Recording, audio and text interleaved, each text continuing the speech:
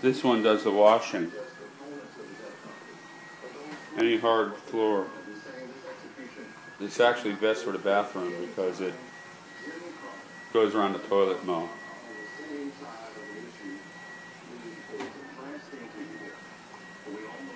So it actually puts the solution down, scrubs it, squeegees it up.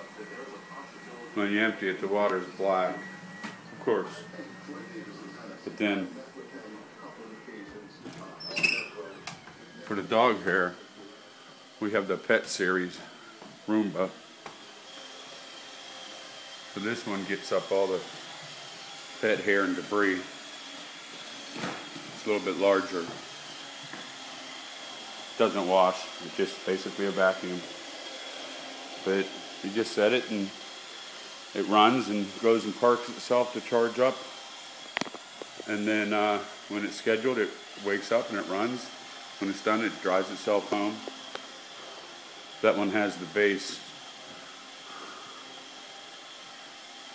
which is right there. It basically just parks itself and charges up till it's ready to run the next time. But the other little one is the washer.